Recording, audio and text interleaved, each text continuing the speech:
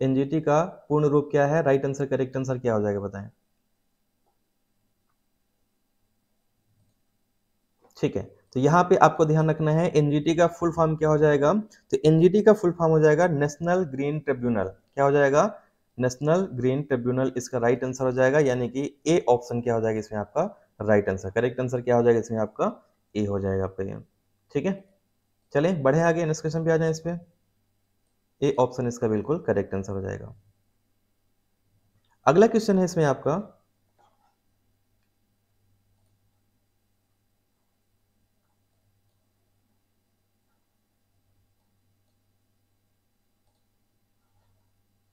Next question है, भारत का सबसे पहला जैव खेती पर आधारित राज्य कौन सा है बताएं।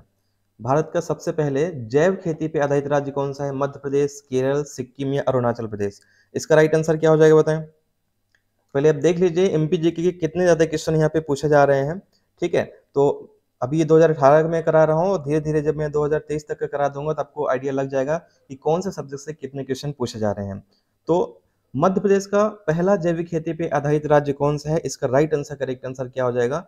जल्दी जल्दी बताएं आप लोग, राइट आंसर क्या हो जाएगा आपका। तो ध्यान रखिएगा, जैविक खेती पे आधारित पहला जो राज्य है कौन सा हो जाएगा? सिक्किम हो जाएगा, यानी राइट आंसर क्या हो जाएगा इसमें आपका? सी ऑप्शन इसका बिल्कुल करेक्ट आंसर। राइट आंसर क्या हो जाएगा आपका? सी हो जाएगा इसमें आपका ये। ठीक है, नेक्स्ट क्वेश्चन पे आते हैं। सी ऑप्शन इसका करेक्ट आंसर हो जाएगा। अगले क्वेश्चन पे आते हैं, मेट्रोपोलियन शहरों में निम्नलिखित में से कौन सा मुख्य वायु प्रदूषक है बताएं। तो मेट्रोपोलियन शहरों में कौन सा मुख्य वायु प्रदूषक है? O3 है, CO या SO3 है, CO2 है या NO2 है या उपरोक्त में से कोई नहीं। तो इसका बताएं राइट आंसर, करेक्ट आंसर क्या हो जाएगा, फटाफट जल्दी से बताएं। ठीक है, तो इसका जो राइट आंसर, करेक्ट आंसर क्या हो जाएगा आपका? ध्यान रखना है, इसका राइट आंसर हो जाएगा इसमें आपका CO2 और NO2, है ना। एक एक सेकंड रुक जाएगा, थोड़ा सा रुक जाना आप लोग, सभी लोग जल्दी से आंसर करें। इसका राइट आंसर क्या हो जाएगा आपका? तो ध्यान रखिएगा, इसका करेक्ट आंसर क्या हो जाएगा आपका? बी।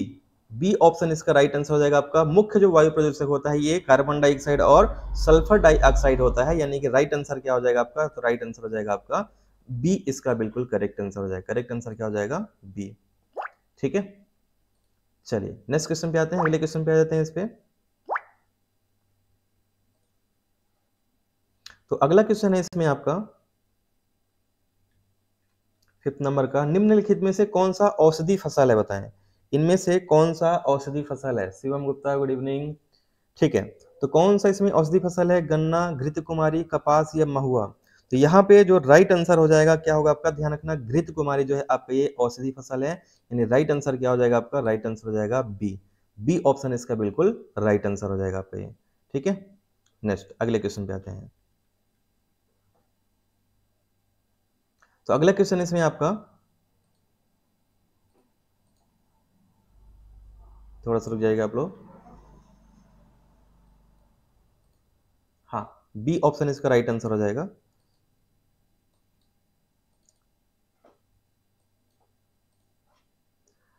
हरे पौधे द्वारा प्रकाश संश्लेषण की प्रक्रिया में प्रयुक्त सौर ऊर्जा का रूपांतरण किस रूप में होता है बताएं। किस रूप में होता है? रासायनिक ऊर्जा के रूप में, भौतिक ऊर्जा के रूप में, ए और बी दोनों के रूप में, या उपरोक्त में से कोई नहीं। इसका बताएं राइट आंसर, करेक्ट आंसर क्या हो जाएगा इसमें आपका? जल्दी से बताएं, करेक्ट आंसर क्या हो जाएगा इसमें आपका ये।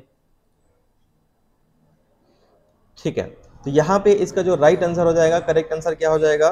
बिल्कुल सही है, राइट आंसर हो जाएगा आपका ए, रासायनिक ऊर्जा इसका राइट आंसर हो जाएगा। करेक्ट आंसर आपका ए हो जाएगा इसमें। नेक्स्ट, हाँ, अगले क्वेश्चन पे आते हैं, मनुष्य की श्रव्यता की सीमा क्या है? मतलब मनुष्य की सुनने की सीमा क्या है बताएं। 20 हर्ट्ज से 20,000 हर्ट्ज, 80 हर्ट्ज से 100 हर्ट्ज, या 2 लाख हर्ट्ज से 4 लाख हर्ट्ज। तो इसका राइट आंसर क्या होगा बताएं। 7th नंबर का सही आंसर क्या हो जाएगा बताएं। तो 7th का जो करेक्ट आंसर हो जाएगा, ध्यान रखिएगा, ए ऑप्शन इसका बिल्कुल राइट आंसर हो जाएगा। करेक्ट आंसर क्या हो जाएगा इसमें आपका? ए इसका बिल्कुल राइट आंसर हो जाएगा आपका ये। ठीक है, ए इसका राइट आंसर हो जाएगा। नेक्स्ट अगले क्वेश्चन पे आते हैं, अगले क्वेश्चन पे आते हैं इस पे।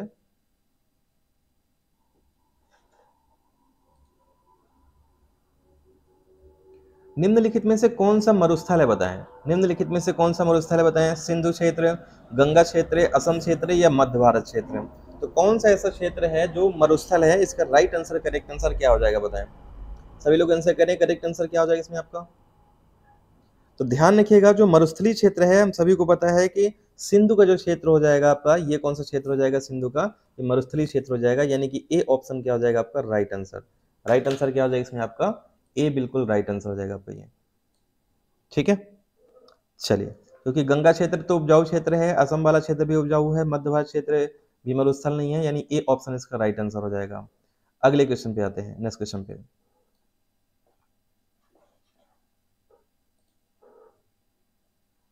ठीक है, बिल्कुल सही है, सभी लोग आंसर करते चलें, इसमें एक आइडिया लगता चलेगा कि कैसा आप लोगों को कितने क्वेश्चन बन रहे हैं, कितने क्वेश्चन नहीं बन रहे हैं। ठीक है, थोड़ा सा रुक जाना आप लोग 1 सेकंड के लिए। अगला क्वेश्चन है आपका, अंतरराष्ट्रीय पृथ्वी दिवस कब मनाया जाता है बताएं। अंतरराष्ट्रीय पृथ्वी दिवस कब मनाया जाता है बताएं। 20 अप्रैल को, 5 जून को, 22 अप्रैल को या 3 मार्च को। तो अंतरराष्ट्रीय पृथ्वी दिवस कब मनाया जाता है बताएं, करेक्ट आंसर क्या हो जाएगा आपका। सभी लोग आंसर करते चलें और एक आइडिया भी आपको लगता चलेगा कितने क्वेश्चन आपसे बन रहे हैं, कितने नहीं बन रहे हैं, कमेंट जरूर करते चलिएगा। हाँ, एमपीपीएससी का नोटिफिकेशन आ चुका है। ठीक है, एमपीपीएससी का नोटिफिकेशन आ चुका है। चलिए, तो इसका जो राइट आंसर हो जाएगा आपका 9th नंबर का राइट आंसर क्या हो जाएगा, 22 अप्रैल को, है ना, 22 अप्रैल को ध्यान रखिएगा, ये पृथ्वी दिवस मनाया जाता है, यानी कि राइट आंसर क्या हो जाएगा इसमें आपका से। ये विविध से क्वेश्चन पूछा गया आपसे, है ना, किससे पूछा गया आपका, ये विविध से। चलिए, नेक्स्ट क्वेश्चन पे आते हैं, अगले क्वेश्चन पे आ जाते हैं इसमें। तो अगला क्वेश्चन है इसमें आपका 10th नंबर, निम्नलिखित में से कौन सा सुमेलित नहीं है बताएं। इनमें से कौन सा सुमेलित नहीं है, ये आपको बताना है। The burning forest Nandini Kumar, one Indian girl Chetan Bhagat, Jinnah often came to the our house Kiran Doshi, island of lost girls Kunal Basu. तो कौन सा इसमें सही नहीं है ये बताएं, इसका राइट आंसर, करेक्ट आंसर क्या हो जाएगा बताएं। सभी लोग बताएं, करेक्ट आंसर क्या हो जाएगा आपका। तो यहाँ पे आपको ध्यान रखना है, इसका जो राइट आंसर होगा, राइट आंसर हो जाएगा इसमें आपका आइलैंड ऑफ लास्ट गर्ल्स, यानी कि डी ऑप्शन क्या हो जाएगा आपका करेक्ट आंसर। करेक्ट आंसर क्या हो जाएगा इसमें आपका डी, इसका बिल्कुल राइट आंसर हो जाएगा आपका ये। ठीक है, ये सही नहीं है, बाकी सभी ये सुमेलित हैं। अगले क्वेश्चन पे आते हैं, नेक्स्ट क्वेश्चन पे आते हैं इस पे। वर्ष 2017 में राज्यसभा की एक सीट पे हुए उपचुनाव में इनमें से कौन सी महिला निर्वाचित है। ठीक है, तो ये करंट अफेयर का है, तो करंट अफेयर का छोड़ देते हैं, कोई मतलब नहीं है। ठीक है, क्योंकि पुराना करंट अफेयर है ये। अब देखिए, ये क्वेश्चन आप देखिए, जनवरी 2018 तक, हाँ ये भी करंट अफेयर का है, करंट अफेयर का नहीं करेंगे क्योंकि करंट अफेयर कोई काम का नहीं है, मेन हम लोग जीके देखेंगे यहाँ पे। ठीक है, चलिए, तो अगला क्वेश्चन इसमें है, वर्तमान में अंतरराष्ट्रीय मुद्रा कोष के सदस्य देशों की संख्या कितनी बताएं। 188, 189, 187 या 190। यहाँ पे आपको बताना है कि आईएमएफ के सदस्य देशों की संख्या कितनी है, करेक्ट आंसर, राइट आंसर क्या हो जाएगा बताएं इसमें। तो यहाँ पे आपको ध्यान रखना है कि आईएमएफ यानी अंतरराष्ट्रीय मुद्रा कोष के सदस्य देशों की संख्या कितनी है, 189 है। तो आपको यहाँ पे दिख गया होगा कि यहाँ पे सबसे अधिक जो अंतरराष्ट्रीय संगठन है, इससे 1 या 2 क्वेश्चन जरूर पूछे जाते हैं एग्जाम में, तो आपको ये अच्छे तरीके से पढ़ना है और मैं आपको कवर भी कराऊंगा पूरा अच्छे तरीके से। ठीक है, हाँ कोई बात नहीं है नंदिनी। चलिए, अगले क्वेश्चन पे बढ़ते हैं, नेक्स्ट क्वेश्चन पे आते हैं इस पे। अगला क्वेश्चन है, मध्य प्रदेश विधानसभा चुनाव में 2023 में कितनी महिलाएं निर्वाचित हुई थी बताएं। तो कितनी महिलाएं निर्वाचित 2013 के चुनाव में, 20, 22, 25 या 28। तो इसका राइट आंसर क्या हो जाएगा बताएं। तो ध्यान रखिएगा, 2023 में कितनी महिलाएं निर्वाचित हुई थी, ये 25 महिलाएं निर्वाचित हुई थी, यानी राइट आंसर क्या हो जाएगा आपका, राइट आंसर आपका सी, इसका बिल्कुल करेक्ट आंसर हो जाएगा। राइट आंसर क्या हो जाएगा आपका सी। तो आप लोग ये बताइए, डेली क्लास लेना है एमपीपीएससी का नहीं लेना है। आप 10:30 बजे अगर आप लोग बोलोगे तो मैं डेली आप लोग को यहाँ पे एमपीपीएससी क्लासेस यहाँ प्रोवाइड करा दूंगा। अभी मैं 3-4 दिन क्या करूंगा, प्रीवियस ईयर क्वेश्चन पेपर कराऊंगा मैं 5 ईयर का। ठीक है, 5 दिन तक, उसके बाद फिर सब्जेक्ट में स्टार्ट कर दूंगा पूरा।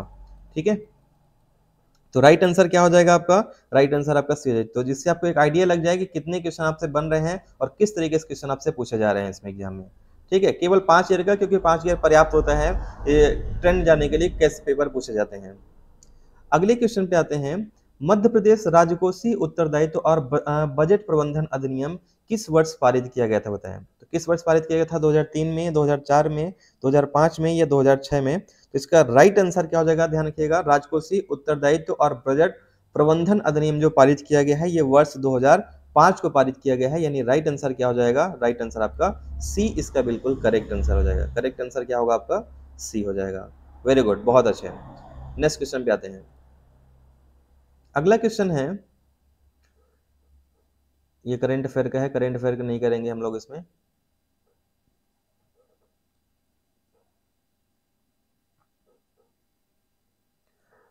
कालिका पुराण किस धर्म से संबंधित है बताएं। कालिका पुराण किस धर्म से संबंधित है, करेक्ट आंसर क्या हो जाएगा बताएं। वैष्णव से है, शाक्त से है, ठीक है, बौद्ध से है या जैन धर्म से है। तो कालिका पुराण किस धर्म से संबंधित है, इसका राइट आंसर, करेक्ट आंसर क्या हो जाएगा ये बताएं जल्दी से। तो यहाँ पे आपको ध्यान रखना है, कालिका पुराण जो संबंधित है ये किस धर्म से संबंधित है, तो ये वैष्णव धर्म से संबंधित है, जिसमें भगवान विष्णु को केंद्र में रखा जाता है। तो राइट आंसर क्या हो जाएगा, करेक्ट आंसर हो जाएगा आपका ए। ठीक है, चलिए नेक्स्ट अगले क्वेश्चन पे आते हैं। क्लास को एक बार सभी लोग प्लीज शेयर भी कर दें, जिससे संख्या हम लोग को यहाँ पे ज्यादा से ज्यादा देखने के लिए मिले। अगला क्वेश्चन है आपका, प्राचीन काल में किस वर्ण को सार्थवाह भी कहा जाता था। ठीक है, ये वंश के अंतर्गत ये शब्दावली है आपका अर्थव्यवस्था की।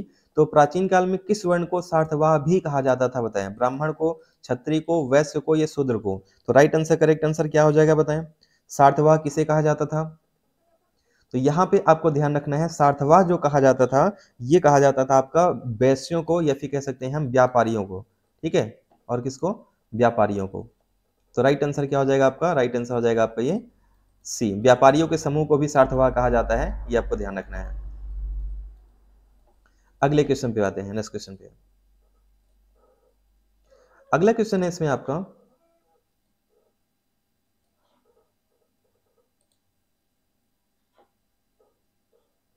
एक सेकंड थोड़ा सा रुक जाना आप लोग, 1 सेकंड हो जाइएगा।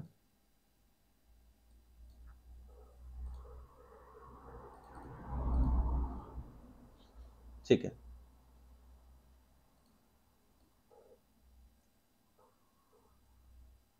अगला क्वेश्चन है आपका, श्रृंगों के पूर्वज मूलतः किस स्थान से थे। मैं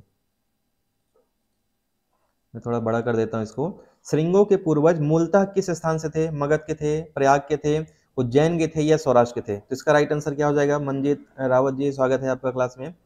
ठीक है, तो यहाँ पे आपको ध्यान रखना है, राइट आंसर, करेक्ट आंसर क्या हो जाएगा बताएं।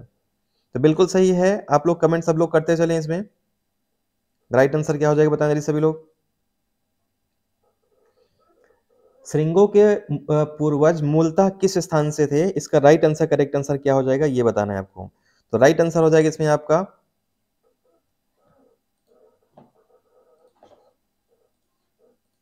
बी, प्रयाग से थे। करेक्ट आंसर क्या हो जाएगा, राइट आंसर आपका बी हो जाएगा इसमें आपका।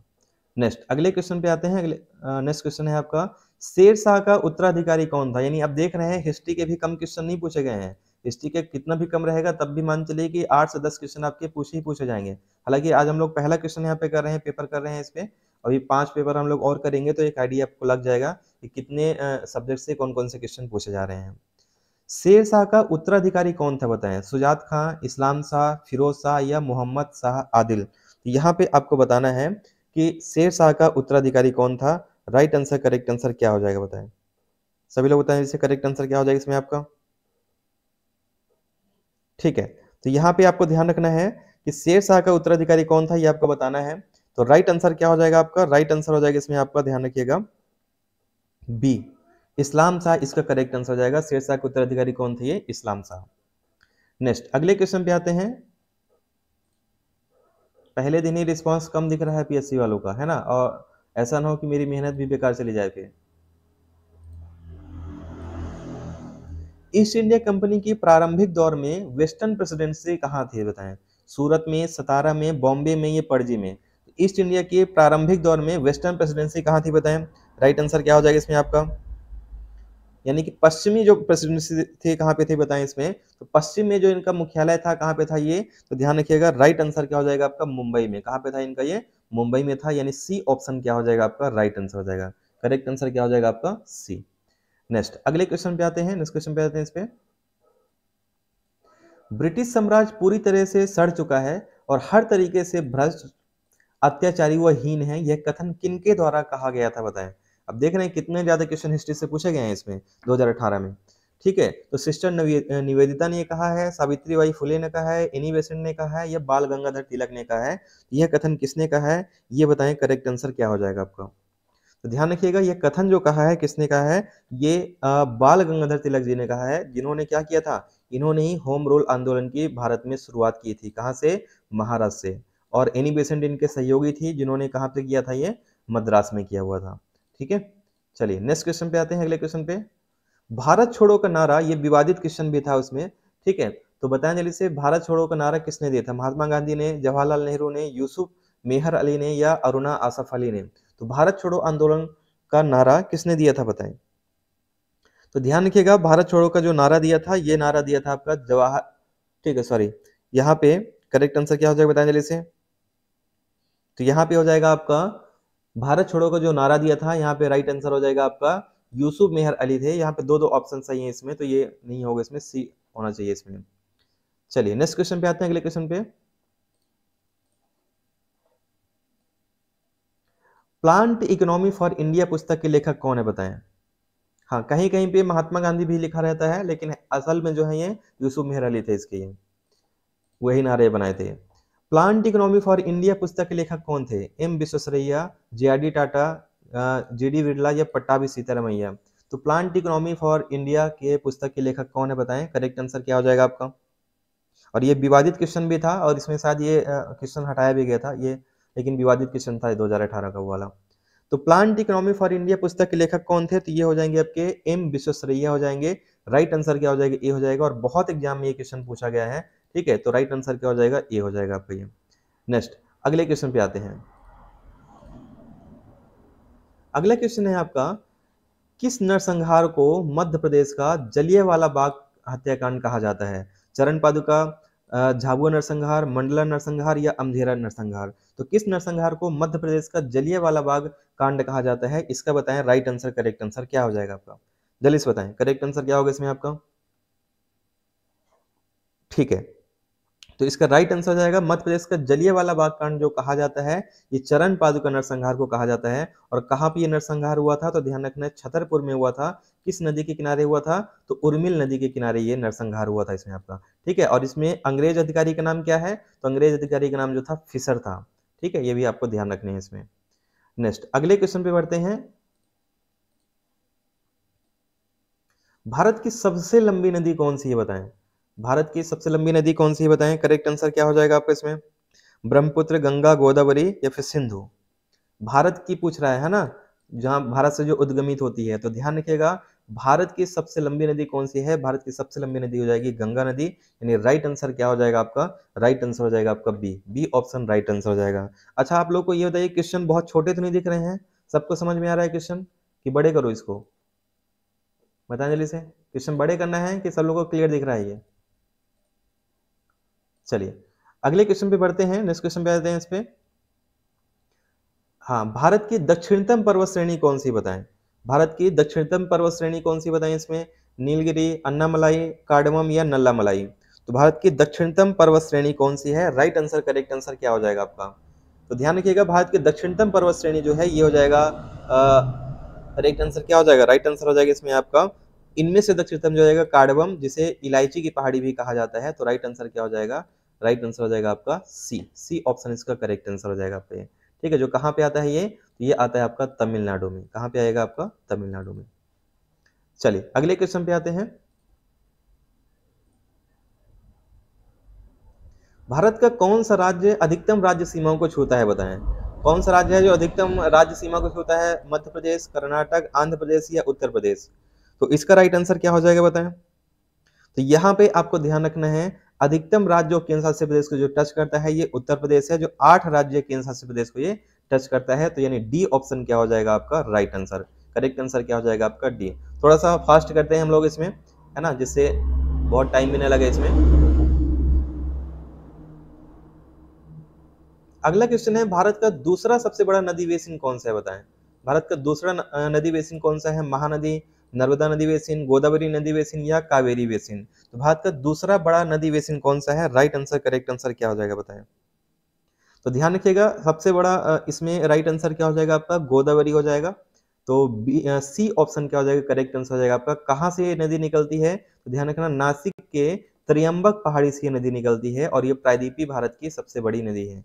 ठीक है, तो राइट आंसर क्या हो जाएगा? राइट आंसर हो जाएगा इसमें आपका सी, इसका करेक्ट आंसर हो जाएगा। चलिए अगले क्वेश्चन पे आते हैं। तो अगला क्वेश्चन है, पाक जलमंडल किनके मध्य स्थित है बताएं। भारत और पाकिस्तान, भारत बांग्लादेश, भारत श्रीलंका, भारत और मालदीव? तो पाक जलमंडल किनके मध्य स्थित है बताएं। करेक्ट आंसर क्या हो जाएगा आपका? तो ध्यान रखना, पाक जलमंडल जो आता है ये भारत और पाकिस्तान नहीं, भारत और श्रीलंका के बीच में आता है। तो राइट आंसर क्या हो जाएगा? राइट आंसर आपका सी हो जाएगा। बहुत इंपॉर्टेंट है, बहुत कंफ्यूज भी करता है ये क्वेश्चन एग्जाम में। ठीक है, नेक्स्ट अगले क्वेश्चन पे आते हैं। तो अगला क्वेश्चन है आपका,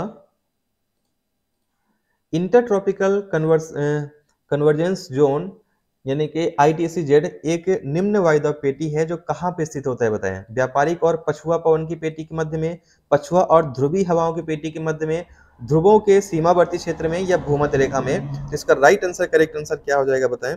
सही आंसर क्या होगा? ठीक है, तो ये ध्यान रखिएगा, ये जो आता है आपका भूमध्य रेखा में आता है। ठीक है, और ये भूमध्य रेखा का मतलब अगर हम कहा जाए तो ये विषुवत रेखा है ना, 0 डिग्री पे ये रहता है आपका ITCZ। ठीक है, तो राइट आंसर क्या हो जाएगा? राइट आंसर आपका डी हो जाएगा इसमें आपका। नेक्स्ट अगले क्वेश्चन पे बढ़ते हैं। कान्हा किसली राष्ट्रीय उद्यान कहाँ स्थित है? ये जो लोग लेट आए हैं तो मैं बता दूं, ये मैं पेपर सॉल्व जो करा रहा हूँ वर्ष 2018 का करा रहा हूँ। टोटल 5 ईयर का मैं कराऊंगा, जिससे आपको एक पेपर का ट्रेंड पता चल जाए कि किस तरह के पेपर आते हैं, कितने सब्जेक्ट से कौन कौन से क्वेश्चन पूछे जाते हैं। ठीक है, फिर उसके बाद हम लोग सब्जेक्ट स्टार्ट कर देंगे। कान्हा राष्ट्रीय उद्यान जो प्रसिद्ध है, किसके लिए प्रसिद्ध है? शेरों के लिए, गायों के लिए, हाथियों के लिए या बाघों के लिए? तो अब देख रहे हैं, अभी कम से कम नहीं तो 10-12 क्वेश्चन एमपीजी के निकल चुके हैं और अभी आ ही रहा है क्वेश्चन एमपीजी का। ठीक है, तो कान्हा राष्ट्रीय उद्यान किसके लिए प्रसिद्ध है? कान्हा राष्ट्रीय उद्यान जो प्रसिद्ध है ये राइट आंसर क्या हो जाएगा? ये राइट आंसर हो जाएगा बाघों के लिए प्रसिद्ध है। हालांकि इसमें बारहसिंगा दिया नहीं है। ठीक है, अगर बारहसिंगा ऑप्शन होता तो बारहसिंगा के लिए इसमें करते हम लोग, लेकिन बारहसिंगा नहीं है। सबसे अधिक बाघ जो पाए जाते हैं कान्हा किसली में ही पाए जाते हैं, तो राइट आंसर क्या हो जाएगा आपका? डी। नेक्स्ट क्वेश्चन पे आते हैं। बहुत स्पीड में तो नहीं करा रहा हूं मैं, कमेंट करें आप लोग, स्पीड ज्यादा तो नहीं है। अगला क्वेश्चन है इसमें आपका, नेपानगर का संबंध किस उद्योग से है? खाद्य से है, अखबारी कागज से है, चीनी से है या ऊनी वस्त्र से है? तो नेपानगर का संबंध किस उद्योग से है? इसका करेक्ट आंसर, राइट आंसर क्या हो जाएगा बताएं। तो ध्यान रखिएगा, नेपानगर का जो संबंध है ये अखबारी कागज से संबंधित है। और कहाँ पे आता है? तो ये आता है आपका बुरहानपुर में, है ना। कहाँ पे आता है? बुरहानपुर में। और एक करंट अफेयर के क्वेश्चन में बता देता हूँ आपका इसका, बुरहानपुर का। तो एक जिला एक उत्पाद, वन डिस्ट्रिक्ट वन प्रोडक्ट में, ओडीओपी में जो है, ये जो है पुरस्कार अभी हाल ही में इसको मिला है बुरहानपुर को। किसके लिए पुरस्कार मिला है? केले के क्षेत्र में बेहतर यहाँ पे प्रदर्शन करने के लिए, बेहतर उत्पादन करने के लिए ये पुरस्कार मिला है बुरहानपुर को। ये एमपी करंट अफेयर का है, अभी हाल ही का है, 2-3 दिन पहले का है। तो ये ध्यान रखिएगा इसमें। चलिए नेक्स्ट क्वेश्चन पे आते हैं, अगले क्वेश्चन पे आ जाते हैं इस पे।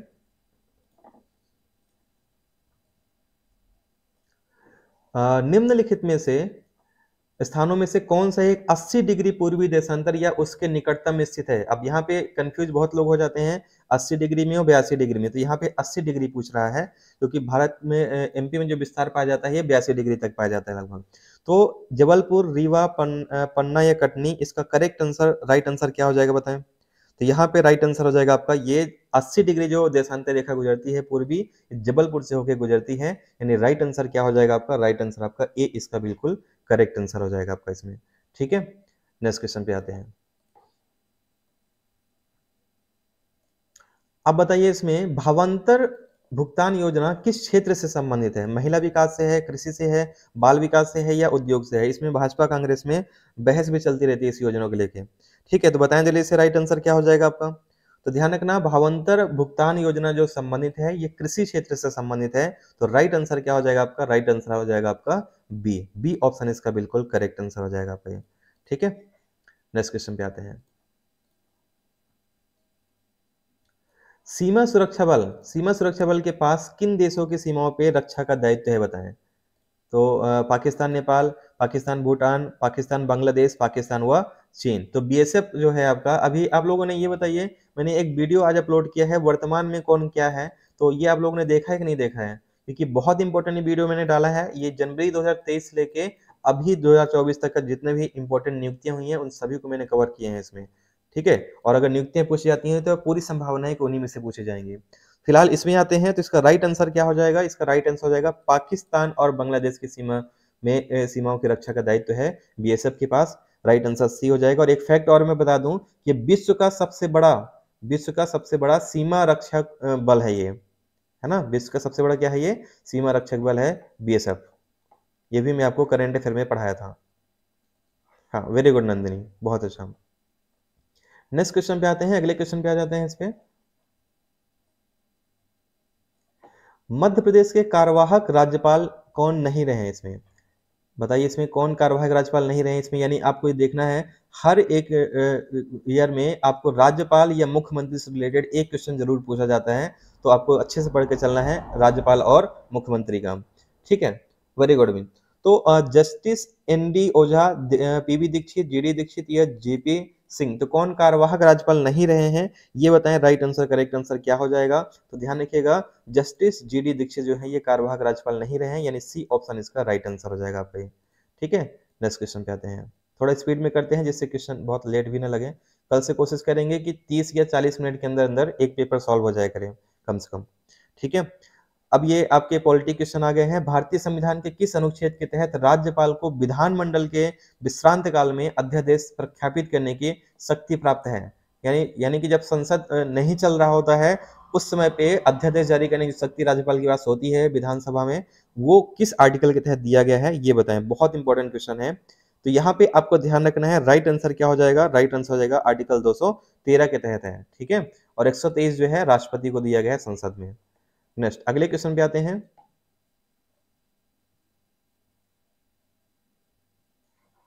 तो एक सेकंड थोड़ा सा रुक जाइएगा आप लोग, 1 सेकंड रुक जाइएगा।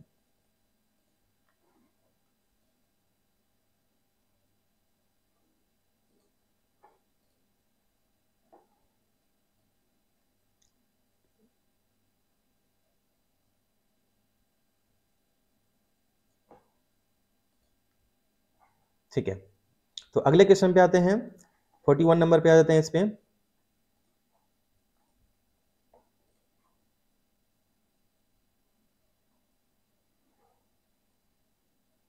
वर्ष 2011-12 से 2015-16 तक मध्य प्रदेश की सकल राज्य घरेलू उत्पाद में वृद्धि दर कितनी रही है बताएं। कितनी वृद्धि दर रही है, 11%, 15%, 16% या फिर 17%। इसका करेक्ट आंसर क्या हो जाएगा बताएं, राइट आंसर क्या होगा आपका। तो ध्यान रखिएगा, ये जो राइट आंसर क्या हो जाएगा सभी लोग बताएं, इससे करेक्ट आंसर क्या होगा आपका इसमें। तो ये जो रहा है आपका 15% लगभग रहा है, 15, तो राइट आंसर क्या हो जाएगा, करेक्ट आंसर आपका हो जाएगा बी, 59%, ठीक है। नेक्स्ट क्वेश्चन पे आते हैं, ये फैक्चुअल डिटेल है, ये आपको पढ़ने पड़ेंगे। हालांकि इकोनॉमिक्स जो क्वेश्चन पूछे जाते हैं ज्यादा से ज्यादा जो पूछे जाएंगे तो 3 या 4 क्वेश्चन ही पूछे जाएंगे, लेकिन हम लोग को इसके लिए तैयार रहना है। स्वतंत्र भारत में प्रथम बार संसदीय सचिव का पद किस वर्ष सृजित किया गया था, 1951 में, 1952 में, 1957 में, 1962 में। तो प्रथम बार संसदीय सचिव का पद किस वर्ष सृजित किया गया था ये बताएं, करेक्ट आंसर क्या हो जाएगा आपका इसमें, ठीक है। तो ये ध्यान रखना, ये जो सृजित किया गया था ये 1951 में सृजित किया गया था, यानी राइट आंसर क्या हो जाएगा आपका, राइट आंसर आपका ए हो जाएगा। और इसी के 1 साल बाद जो है लोकसभा का भी गठन किया गया था मध्य प्रदेश में, कब किया गया था, 1952 में, ठीक है। नेक्स्ट क्वेश्चन पे आते हैं, इसमें बताइए कौन सा सुमेलित नहीं है। 371 का नागालैंड, खा जो है असम, गा मेघालय, घा आंध्र प्रदेश। तो कौन सा इसमें सुमेलित नहीं है ये बताएं, करेक्ट आंसर क्या हो जाएगा आपका, ठीक है। तो ध्यान रखना 371 का जो सी है या गा है ये मेघालय से रिलेटेड नहीं है, ठीक है। तो राइट आंसर क्या हो जाएगा आपके सी, बाकी सभी इसमें जो है सुमेलित हैं, यानी सी ऑप्शन क्या हो जाएगा आपका, करेक्ट आंसर हो जाएगा इसमें। नेक्स्ट अगले क्वेश्चन पे आते हैं, लोकसभा में अनुसूचित जाति के लिए आरक्षित स्थानों की संख्या कितनी बताएं, 59, 69, 79 या 84। तो लोकसभा में एससी के लिए कितनी सीट आरक्षित की गई हैं, ये बताएं करेक्ट आंसर क्या हो जाएगा आपका। सभी लोग बताएं राइट आंसर क्या हो जाएगा आपका इसमें। तो ध्यान रखना है एससी के लिए जो सीट आरक्षित की गई है लोकसभा में, ये कितनी है, इसकी संख्या टोटल 84 है। यानी राइट आंसर क्या हो जाएगा, राइट आंसर हो जाएगा आपका डी, इसका बिल्कुल करेक्ट आंसर हो जाएगा आपका ये। ठीक है, नेक्स्ट अगले क्वेश्चन पे आते हैं। अगला क्वेश्चन है इसमें आपका, इनमें से आपको बताना है कि राज्यसभा में स्थानों का बंटन कौन सा सुमेलित नहीं है। आंध्र प्रदेश का 18, उड़ीसा का 10, तमिलनाडु का 18 या महाराष्ट्र का 19, तो कौन सा इसमें सुमेलित नहीं है बताएं, राइट आंसर क्या हो जाएगा आपका। तो ध्यान रखना ये आंध्र प्रदेश का 18 नहीं है, बाकी सभी इसका सही है। राइट आंसर क्या हो जाएगा, राइट आंसर ए हो जाएगा। बाकी ये उड़ीसा का 10 है, तमिलनाडु का 18 है, महाराष्ट्र का 19 है, आंध्र प्रदेश का 18 नहीं है। राइट आंसर आपका ए हो जाएगा इसमें। नेक्स्ट अगले क्वेश्चन पे आते हैं। लक्ष्मीबाई शारीरिक शिक्षा संस्थान की स्थापना कब की गई थी बताएं। लक्ष्मीबाई राष्ट्रीय शारीरिक शिक्षा संस्थान की स्थापना कब की गई थी, 1952 में, 1957 में, 1960 में, 1961 में। तो ध्यान रखना इसका करेक्ट आंसर क्या हो जाएगा आपका, इसका राइट आंसर हो जाएगा आपका बी, 1957 में इसकी स्थापना की गई थी। और कहाँ पे की गई थी, ये ग्वालियर में की गई थी। तो राइट आंसर क्या हो जाएगा, राइट आंसर आपका बी हो जाएगा। ठीक है, आगे हम सभी ये जो है इस सब्जेक्ट के जो क्वेश्चन रहेंगे डिटेल में भी पढ़ेंगे। अभी मैं बहुत डिटेल में इसलिए नहीं जा रहा हूँ क्योंकि फिर बहुत लेंदी क्लास हो जाएगी, और मैं चाह रहा हूँ कि ज़्यादा से ज़्यादा 1 घंटे के अंदर हम लोग एक पेपर यहाँ पे सॉल्व कर लिया करें, फिर हम लोग यहाँ पे सब्जेक्ट स्टार्ट करेंगे। अगले क्वेश्चन पे आते हैं। अब ये देखिए खेल से संबंधित क्वेश्चन आ गए हैं। इन परसेंट किस खेल से संबंधित है, बिलियर्ड से। अब ये शब्दावली पूछी गई है ना, और शब्दावली एग्जाम में 1 या 2 क्वेश्चन पूछी जाती हैं, ये तैयार रहिएगा इसके लिए। तो इन परसेंट किस खेल से संबंधित है, बिलियर्ड से है, स्नूकर से है, कैरम से है या शतरंज से है। तो ध्यान रखना ये जो संबंधित है शब्दावली किससे है, शतरंज से रिलेटेड है। यानी कि डी ऑप्शन क्या हो जाएगा आपका, राइट आंसर हो जाएगा D. D option correct answer हो जाएगा आपका। ठीक है, चलिए नेक्स्ट क्वेश्चन पे आते हैं। अगले क्वेश्चन पे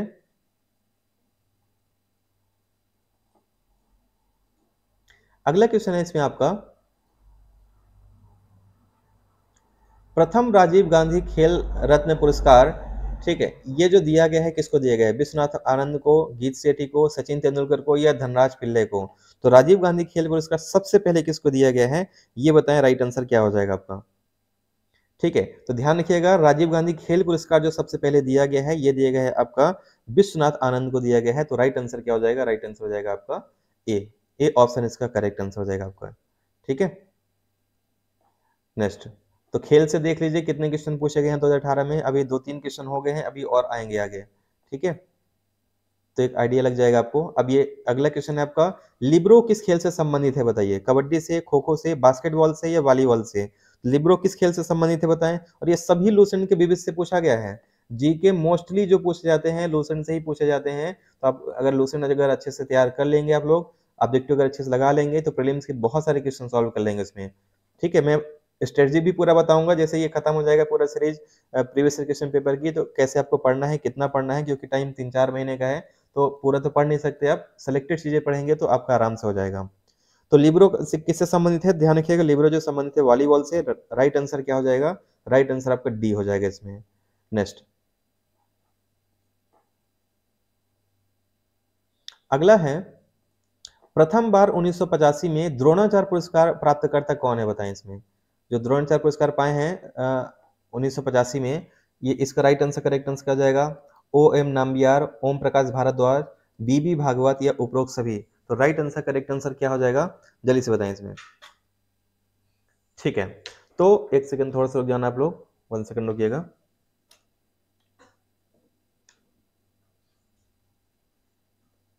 ठीक है, तो राइट आंसर करेक्ट आंसर क्या हो जाएगा, इसका जो राइट आंसर हो जाएगा आपका डी हो जाएगा, उपरोक्त सभी इसमें थे। तो राइट आंसर आपका डी हो जाएगा, डी ऑप्शन इसका करेक्ट आंसर होगा। नेक्स्ट, मैराथन रेस की दूरी कितनी होती है बताएं। मैराथन रेस की दूरी कितनी होती है बताएं, करेक्ट आंसर क्या हो जाएगा आपका इसमें। 21 मील होती है, 25 मील होती है, 26 मील होती है या 42 मील होती है। तो मैराथन रेस की दूरी कितनी होती है, राइट आंसर करेक्ट आंसर क्या होगा बताएं इसमें। तो ध्यान रखना मैराथन की जो दूरी होती है ये 25 मील की होती है। तो करेक्ट आंसर क्या हो जाएगा आपका, राइट आंसर आपका बी हो जाएगा, बी ऑप्शन इसका बिल्कुल राइट आंसर होगा आपका ये। चलिए अगले क्वेश्चन पे आते हैं, नेक्स्ट क्वेश्चन पे आते हैं इस पे।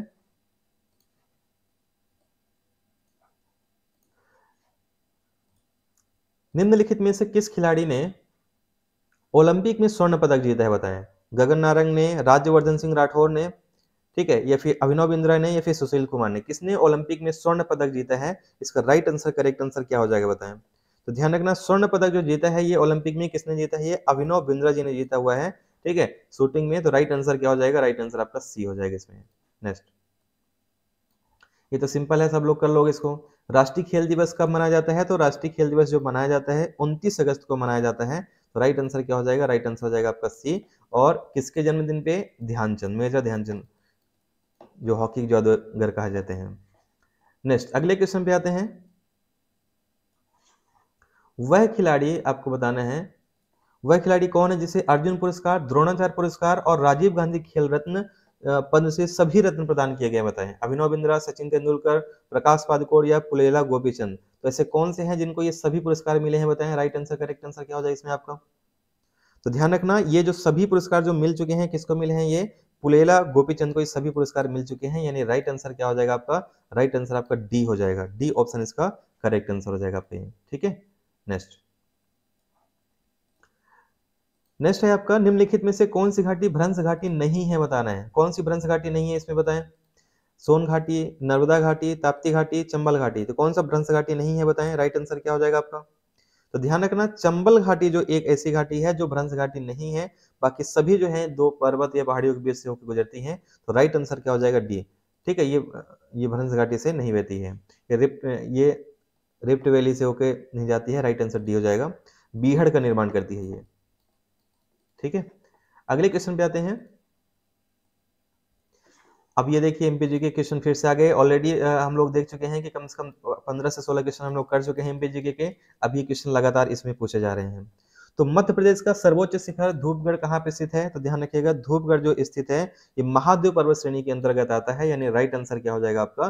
बी, ठीक है, पचमढ़ी में। अगले क्वेश्चन पे आते हैं, नेक्स्ट क्वेश्चन पे। निम्नलिखित में से कौन सी नदी चंबल में नहीं मिलती बताएं? कौन सी नदी है जो चंबल में नहीं मिलती है बताएं? क्षिप्रा, काली सिंध, बेतवा या फिर पार्वती? तो राइट आंसर, करेक्ट आंसर क्या हो जाएगा? कौन सी नदी डायरेक्ट चंबल में नहीं मिलती है बताएं? ये भी अच्छा क्वेश्चन है। तो ध्यान रखिएगा, डायरेक्ट जो चंबल में नहीं मिलती है, कौन सी नदी नहीं मिलती है? तो ये बेतवा नदी नहीं मिलती है, क्योंकि बेतवा नदी चंबल से नहीं बल्कि ये यमुना नदी में जाके मिलती है, ठीक है। तो राइट आंसर क्या हो जाएगा? राइट आंसर आपका सी हो जाएगा आपका, ठीक है। चलिए अगले क्वेश्चन पे आते हैं, नेक्स्ट क्वेश्चन पे आते हैं। इस पे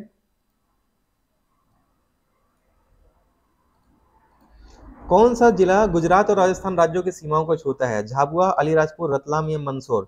तो गुजरात और राजस्थान दोनों की सीमाओं को कौन सा जिला छूता है? अगर आपको मैप अच्छे से देखे होंगे आप तो आसानी से कर पाएंगे इसमें, ठीक है। तो राइट आंसर, करेक्ट आंसर क्या हो जाएगा बताएं इसमें? तो ध्यान रखिए, गुजरात और राजस्थान दोनों की सीमाओं को जो टच करता है कौन सा राज्य हो जाएगा? तो झाबुआ राज्य हो जाएगा। राइट आंसर आपका हो जाएगा ए। और अलीराजपुर केवल जो है आपका इसमें गुजरात को टच करता है। चलिए अगले क्वेश्चन पे आते हैं, नेक्स्ट क्वेश्चन पे आ जाते हैं। इस पे भारत की एमपी की जो जलवायु है कैसी है? भूमध्य रेखीय है, मरुस्थलीय है, ध्रुवीय है, मानसूनी है?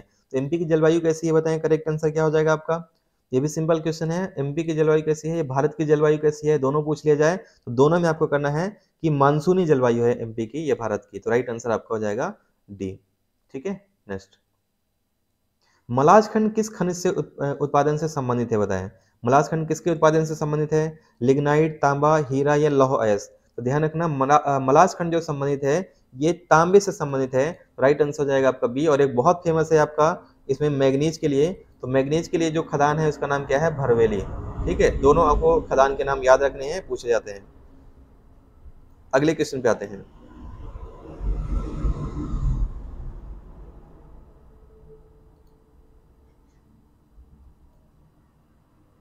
चलिए, तो अगला क्वेश्चन है इसमें आपका, मध्य प्रदेश के किस जिले में जनजातीय समुदाय का सर्वाधिक प्रतिशत है बताएं? जनजातीय समुदाय का प्रतिशत कहाँ पे ज्यादा है? झाबुआ में, बड़वानी में, अलीराजपुर में, डिंडोरी में? तो इसका राइट आंसर, करेक्ट आंसर क्या हो जाएगा बताएं सभी लोग? करेक्ट आंसर क्या हो जाएगा इसमें आपका? ठीक है, तो इसका जो राइट आंसर हो जाएगा आपका अलीराजपुर में सबसे अधिक यहाँ पे प्रतिशत पूछा गया है, टोटल जनसंख्या नहीं पूछी गई है। तो प्रतिशत सबसे अधिक कहाँ पे आता है? अलीराजपुर में। तो और अगर आपका टोटल जनसंख्या देखी जाती है तो फिर झाबुआ हो जाता। तो राइट आंसर क्या हो जाएगा आपका? सी, इसका राइट आंसर हो जाएगा आपका ये। नेक्स्ट, अगले क्वेश्चन पे आते हैं। इस पे गुजरी महल किसने बनवाया था बताएं?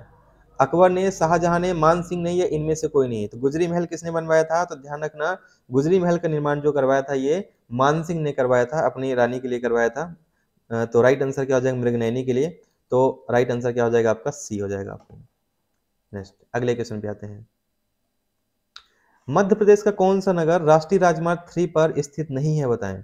कौन सा राष्ट्रीय राजमार्ग 3 पे स्थित नहीं है? सेंधवा, मऊ, सारंगपुर, शुजालपुर। तो ये तो ऐसे क्वेश्चन हैं कि बहुत कम लोग ऐसे पढ़ेंगे इसके। ठीक है, तो एक दो क्वेश्चन ऐसे मिलेंगे आपको एग्जाम में। तो राइट आंसर क्या हो जाएगा आपका? शुजालपुर ऐसा स्थान है जो आपका NH3 पे स्थित नहीं है, बाकी सभी हैं। तो राइट आंसर आपका डी हो जाएगा। अब इतना डिटेल में कोई नहीं पढ़ता है, तो एक दो क्वेश्चन आपको ऐसे मिलेंगे। अगले क्वेश्चन पे आते हैं। ये करंट अफेयर का है, छोड़ देते हैं इसको। इस पे आते हैं। मध्य प्रदेश के किस जिले का लिंगानुपात जो है 1000 से अधिक है? बताएं। किसका लिंगानुपात 1000 से अधिक है? अनूपपुर का, बुरहानपुर का, इंदौर का, या ढिंडोरी का? तो ध्यान रखना, मध्य प्रदेश में 1000 से अधिक जो लिंगानुपात है ये किस जिले का है? तो ये राइट आंसर हो जाएगा इसमें आपका डिंडोरी का। किसका है? डिंडोरी का है। और अगर सबसे अधिक पूछ लीजिए कहाँ का है, तो सबसे अधिक हम सभी को पता है बालाघाट का लिंगानुपात जो है सबसे अधिक है इसमें। ठीक है। अच्छा, आप लोग को मेरी वॉइस तो क्लियर आ रही है ना? कमेंट करें, वॉइस सब लोग को मेरी क्लियर आ रही है? स्लो तो नहीं आ रही है वॉइस मेरी? एमपी के मुख्य सचिव कौन नहीं रहे हैं? बताएं। RP Naik, BP Dubey, RS खतरा, या पीके नरोन्ना। तो एमपी के मुख्य सचिव कौन नहीं रहे हैं? बताएं। राइट आंसर क्या हो जाएगा आपका? तो ध्यान रखना, एमपी के मुख्य सचिव जो नहीं रहे हैं, कौन नहीं रहे हैं? तो ये पीके नरोन्ना नहीं रहे हैं, बाकी सभी इसमें रहे हैं। राइट आंसर आपका हो जाएगा डी। डी ऑप्शन इसका करेक्ट आंसर हो जाएगा आपका। ठीक है, चलिए नेक्स्ट क्वेश्चन पे आते हैं। अगले क्वेश्चन पे, मध्य प्रदेश जिला योजना समिति अधिनियम किस वर्ष पारित किया गया था? बताएं। 1997 में, 1995 में, 1993 में, या 1991 में? तो जिला योजना समिति अधिनियम किस वर्ष पारित किया गया था? इसका राइट आंसर, करेक्ट आंसर क्या होगा? फटाफट बताएं जल्दी से। तो ये आपको ध्यान रखना है, जिला योजना समिति जो है लागू किया गया था, ये लागू किया गया था 1995 में किया गया था। राइट आंसर क्या हो जाएगा? राइट आंसर हो जाएगा आपका बी, इसका राइट आंसर हो जाएगा आपका। नेक्स्ट अगले क्वेश्चन पे आते हैं। ग्रामीण महिला कार्यक्रम में वित्तीय सहयोग प्रदान करने वाला संगठन कौन सा है? बताएं। IMF है, IFC है, IFAD है, या फिर IIMA है? तो कौन है बताएं। राइट आंसर क्या हो जाएगा आपका? तो राइट आंसर हो जाएगा आपका ये जो हो जाएगा आपका, बिल्कुल सही है। राइट आंसर आपका सी हो जाएगा। IFAD है, यानी राइट आंसर आपका सी हो जाएगा ये। अगले क्वेश्चन पे आते हैं।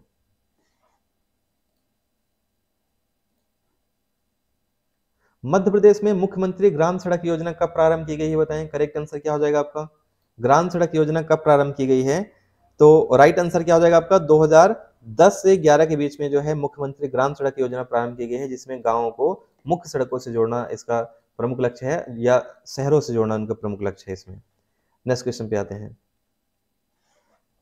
बस 10 मिनट की क्लास और है, और इसके बाद हम लोग फिर कल करेंगे इसमें। ठीक है, नेक्स्ट कल 2019 का करेंगे हम लोग। तो अगला है, MP incubation and startup policy किस वर्ष लागू की गई थी? बताएं। 2013 में, 2014 में, 2015 में, 2016 में? तो कब लागू की गई थी बताएं। करेक्ट आंसर क्या हो जाएगा आपका? तो ध्यान रखिए, ये जो लागू किया गया था ये 2016 में लागू किया गया था। राइट आंसर हो जाएगा आपका डी। और एक बात और, आप अगर आपने गौर किया होगा, तो अगर आप क्लास में ये क्वेश्चन पेपर सॉल्व कर लेंगे तो कर लेंगे, बाकी अगर आप अकेले करने की सोचेंगे तो आप फिर आलसीपन करके छोड़ देंगे, और कोई मतलब का नहीं रहेगा फिर आपका। ठीक है, और ये पढ़ना बहुत जरूरी है, जिससे आपको पता लग पाएगा कि कैसे पढ़ाई करनी है, किस टॉपिक की पढ़ना है। और अगर यही नहीं पढ़ेंगे तो आपको कुछ अंदाजे नहीं लग पाएगा, फिर आप अंधेरे में गोली चलाएंगे। जनवरी 2000, ये आपका करंट अफेयर है, तो करंट अफेयर कोई मतलब नहीं करने का। ठीक है, ये वाला आते हैं। 2013 के अंतर्गत अटल ज्योति योजना 2013 के अंतर्गत ग्रामीण क्षेत्र को कितने न्यूनतम घंटे बिजली देने का प्रावधान किया गया है? बताएं। 10 घंटे का, 12 घंटे का, 14 घंटे का, 16 घंटे का? तो अब तो हालांकि ये अब तो 24 घंटे बिजली आने लग गई है गाँवों में भी। तो राइट आंसर क्या हो जाएगा? 10 घंटे का है। करेक्ट आंसर आपका ए हो जाएगा। नेक्स्ट क्वेश्चन पे आते हैं। अब ये कंप्यूटर क्वेश्चन है, बहुत इंपॉर्टेंट क्वेश्चन है कंप्यूटर के, तो ये आप ध्यान रखिएगा इसमें। कंप्यूटर पे लिखित लिंक की जानकारी के संग्रह को जो इंटरनेट के माध्यम से उपलब्ध होती है उसे क्या कहते हैं? Web server, web store, world wide web, या वेब इंफॉर्मेशन? तो क्या कहते हैं बताएं। लिखित लिंक जानकारी के संग्रह को क्या कहा जाता है? तो ध्यान रखना, ये जो कहा जाता है वर्ल्ड वाइड वेब कहा जाता है। तो राइट आंसर क्या हो जाएगा? राइट आंसर हो जाएगा आपका सी। सी ऑप्शन इसका करेक्ट आंसर हो जाएगा आपका। ठीक है, नेक्स्ट अगले क्वेश्चन पे आते हैं। वेब पेज खोलने के बाद वेब ब्राउजर द्वारा प्रदर्शित होने वाले पृष्ठ को क्या कहते हैं बताएं? Home page, browser page, search page या बुकमार्क? तो वेबसाइट अगर कोई खोलते हैं तो वेब ब्राउजर द्वारा प्रदर्शित पहला जो पृष्ठ होता है उसे क्या कहा जाता है? ये बहुत सिंपल क्वेश्चन पूछा गया था उसमें। तो राइट आंसर क्या हो जाएगा? होम पेज उसे कहते हैं। राइट आंसर हो जाएगा आपका ए, इसका करेक्ट आंसर हो जाएगा आपका इसमें। नेक्स्ट क्वेश्चन पे आते हैं। खोज क्षमता। खोज क्षमता ईमेल, समाचार, स्टॉक की कीमतें, मौसम संबंधी जानकारी, मनोरंजन जैसे सेवाएं प्रदान करता है। हॉस्टल, पोर्टल, आर्टिकल या न्यूज़पेपर, ये सभी जो जानकारी है कौन प्रदान करता है बताएं? करेक्ट आंसर क्या हो जाएगा इसमें आपका? तो ध्यान रखना, ये सभी जानकारी जो प्रदान करता है ये प्रदान करता है आपका पोर्टल जानकारी करता है। तो राइट आंसर क्या हो जाएगा आपका? राइट आंसर हो जाएगा आपका बी, इसका राइट आंसर हो जाएगा आपका। नेक्स्ट, निम्नलिखित संक्षेप रूपों में से कौन सा सामान्य रूप से अवांछित जंक ईमेल का वर्णन करता है बताएं? तो जंक के जो ईमेल होते हैं उसका वर्णन कौन करता है बताएं? क्रैम, ड्रैम, जैम या स्पैम? तो ध्यान रखना, ये जो आपका रहते हैं, आप ईमेल में भी चेक करेंगे तो जो बिना मतलब कि कोई भी किसी भी लिंक से अगर जो आ जाता है आपका, ये प्रचार जो आते हैं तो किस जो क्या कहलाते हैं पूरे? ये कहलाते हैं आपके स्पैम कहलाते हैं। तो राइट आंसर क्या हो जाएगा आपका? डी। ठीक है, नेक्स्ट क्वेश्चन पे आते हैं। जानबूझकर विघटनकारी सॉफ्टवेयर जो कंप्यूटर से कंप्यूटर तक फैलता है वो क्या कहलाता है बताएं? Search engine, chat software, email या वायरस? ये क्या कहलाता है बताएं? करेक्ट आंसर क्या हो जाएगा आपको इसमें? तो ध्यान रखना, ये जानबूझकर विघटनकारी जो सॉफ्टवेयर यानी कि दूसरे को नष्ट करने के उद्देश्य से ही जो भेजा जाता है वो क्या कहलाएगा आपका? वायरस कहलाएगा कंप्यूटर में। तो डी ऑप्शन क्या हो जाएगा आपका? राइट आंसर हो जाएगा आपका ये। ठीक है, नेक्स्ट। तो देखिए कंप्यूटर के अभी 5-6 क्वेश्चन हो गए हैं, अभी अभी चल रहे हैं क्वेश्चन ये, यानी कि अब मान चलिए कि 7 से 8 क्वेश्चन इसके पूछे जाते हैं हर साल, और ये फिक्स है, और सबसे कम पढ़ना पड़ता है कंप्यूटर में ही, और सबसे अधिक क्वेश्चन इससे पूछे जाते हैं। कौन सा वीडियो कॉन्फ्रेंसिंग सिस्टम के लिए एक आवश्यक घटक नहीं है? Video camera, display device, telephone, microphone? तो वीडियो कॉन्फ्रेंसिंग के लिए क्या आप इस्तेमाल नहीं करते हैं? क्या आप, सिंपल सा है, अब क्या टेलीफोन से आप वीडियो कॉलिंग कर पाओगे? नहीं कर पाओगे ना। तो राइट आंसर क्या हो जाएगा आपका? सी हो जाएगा, सिंपल है ये वाला। चलिए अगले क्वेश्चन पे आते हैं, नेक्स्ट क्वेश्चन पे। अगला है, कौन से साइबर अपराध की दो आवश्यक विशेषताएं हैं? कार्यप्रणाली के रूप में कंप्यूटर प्रौद्योगिकी और पर्यावरण की अखंडता, अपराधी कंप्यूटर दक्षता, कंप्यूटर प्रौद्योगिकी की शिकार अनभिज्ञता सॉफ्टवेयर, हार्डवेयर तथा सॉफ्टवेयर, हैकर्स तथा क्रैकर्स? तो इसका राइट आंसर क्या हो जाएगा? तो ध्यान रखिएगा, इसका राइट आंसर हो जाएगा आपका अपराधी कंप्यूटर दक्षता और कंप्यूटर प्रौद्योगिकी की शिकार अनभिज्ञता सॉफ्टवेयर। मेरा सबसे अधिक फोकस इस बार ये रहेगा जिसमें सबसे अधिक क्वेश्चन पूछे जाते हैं और सबसे कम पढ़ना पड़ेगा। जैसे आप इसमें जैसे आप कह सकते हैं इसमें कंप्यूटर कंप्यूटर आप पढ़ लो अच्छे तरीके से, आयोग पढ़ लो अच्छे तरीके से, आयोग का मैं शॉर्ट ट्रिक भी अच्छे तरीके से आपको बता दूंगा लास्ट में। ठीक है, इसके अलावा एमपीजी के पढ़ लो, लूसेंट विविध पढ़ लो, जिनसे फिक्स है कि इनसे क्वेश्चन आने ही आने ही हैं, तो उनके सबसे अधिक क्वेश्चन पढ़ना है अपने को। नेक्स्ट क्वेश्चन पे आते हैं। शब्द का आशय ऐसा व्यक्ति जो बिना किसी प्राधिकरण के, एक सेकंड रुक जाना, कंप्यूटर सिस्टम में सेंध लगाकर घुसता है और जालसाजी के उद्देश्य के लिए जानबूझकर वेबसाइट को विकृत करता है, क्या कहलाता है? व्हाइट हैक कहलाएगा, हैकर कहलाएगा, क्रैकर कहलाएगा, या स्टेकर कहलाएगा? क्या कहलाता है बताएं? करेक्ट आंसर क्या हो जाएगा आपका? तो ध्यान रखना, यह जो कहलाता है क्रैकर कहलाता है। तो राइट आंसर क्या हो जाएगा? राइट आंसर आपका सी हो जाएगा इसमें आपका ये। ठीक है, नेक्स्ट क्वेश्चन पे आते हैं, अगले क्वेश्चन पे। 5 मिनट की क्लास और बची है इसमें, फिर हम लोग इसमें ये खत्म हो जाएगी ये वाली क्लास। अगले क्वेश्चन पे आते हैं। जब किसी वेबसाइट के ग्राहक नकली नेटवर्क यातायात के बाढ़ के कारण इसे एक्सेस करने में असमर्थ होते हैं तो इसे निम्नलिखित में से किस प्रकार से जाना जाता है बताएं? किस प्रकार से जाना जाता है? वायरस के रूप में, ट्रोजन हार्स के रूप में, क्रैकिंग के रूप में, यानी डिनायल ऑफ सर्विस अटैक के रूप में? तो किस रूप में जाना जाता है बताएं? करेक्ट आंसर क्या हो जाएगा आपका इसमें? तो ध्यान रखिएगा, यह जो कहलाता है क्या कहलाता है? यह कहलाता है आपका डिनायल ऑफ सर्विस अटैक कहलाएगा। तो राइट आंसर आपका डी हो जाएगा इसमें। ठीक है, नेक्स्ट। अब ये आपके अधिनियम वाले हैं तो अधिनियम आपसे एग्जाम में पूछे नहीं जाएंगे इसमें, इनको पढ़ने का कोई मतलब नहीं है। तो जो काम वाली चीज़ें हैं वो बस हम लोग देख लेते हैं इसमें, ये धारा और कुछ नहीं पूछे जाएंगे आपसे इसमें। ठीक है, तो क्योंकि ये आयोग अब आपके में आता है, ये जरूर हम लोग पढ़ लेते हैं इसमें 92 नंबर का, क्योंकि 92 आयोग के अंदर का क्वेश्चन पूछा गया है, तो ये पढ़ लेते हैं। कौन राष्ट्रीय मानवाधिकार आयोग के पदेन सदस्य नहीं है बताया? राष्ट्रीय अल्पसंख्यक आयोग का अध्यक्ष, भारतीय विधि आयोग का अध्यक्ष, राष्ट्रीय अनुसूचित जाति और अनुसूचित जनजाति आयोग का अध्यक्ष, या राष्ट्रीय महिला आयोग का अध्यक्ष? तो 92 का राइट आंसर क्या हो जाएगा? तो ध्यान रखना, इसमें करेक्ट आंसर हो जाएगा इसमें आपका बी, भारतीय विधि आयोग का अध्यक्ष इसके पदेन सदस्य नहीं होते हैं, बाकी सभी होते हैं। वेरी इंपॉर्टेंट क्वेश्चन है, ध्यान रखिएगा इसमें। ठीक है, नेक्स्ट क्वेश्चन पे आते हैं।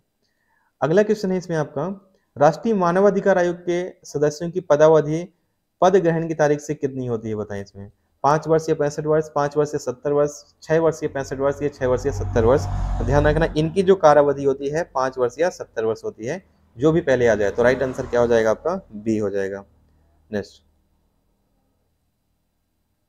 बाकी ये कोई पढ़ने की जरूरत नहीं है इसमें। ठीक है,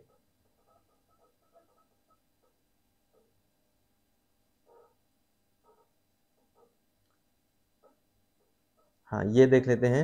राज्य आयोग अपना वार्षिक प्रतिवेदन किसके समक्ष प्रस्तुत करता है, तो ध्यान रखना राज्य आयोग अपना वार्षिक प्रतिवेदन जो प्रस्तुत करता है किसके सामने प्रस्तुत करता है, तो राइट आंसर हो जाएगा राज्य सरकार के सामने, यानी बी ऑप्शन क्या हो जाएगा आपका, राइट आंसर हो जाएगा आपका। राइट आंसर क्या होगा आपका, बी। और एक अंतिम क्वेश्चन देख लेते हैं क्या पूछ रहा है इसमें अंतिम क्वेश्चन में। मानव संरक्षण अधिनियम में सशस्त्र बल की परिभाषा में शामिल नहीं है, तो कौन से सशस्त्र में शामिल नहीं होगा, तो राइट आंसर हो जाएगा आपका राज्य के सशस्त्र बल। ठीक है, तो ये क्वेश्चन थे इसमें। तो ये 2018 का पेपर मैंने करा दिया है। ठीक है, आज थोड़ा सा टाइम लग गया है इसमें, लगभग कितने, हाँ 1 घंटे के लगभग टाइम लग गया है। कल हम लोग कोशिश करेंगे कि 40 से 45 मिनट में हम लोग ये क्वेश्चन सॉल्व कर लिया करें इसमें। तो 5 दिन ये चलेगा पेपर, इसके बाद हम लोग फिर स्टार्ट कर देंगे एमपीजी के और बाकी सब्जेक्ट के स्टार्ट कर देंगे। ठीक है, क्लास अगर पसंद आई है तो प्लीज इसको आप लोग लाइक जरूर करिएगा, और सब्सक्राइब नहीं किए हैं तो सब्सक्राइब जरूर करिएगा। मिलते हैं नेक्स्ट वीडियो में। और अगर आपने अभी तक हमारे चैनल का ये वर्तमान में कौन क्या है अगर नहीं देखा है तो जरूर देखना, वो वीडियो काफी इंपॉर्टेंट है और इसका पीडीएफ तो मैं सेंड कर ही चुका हूँ आप लोग को। Thank you everyone.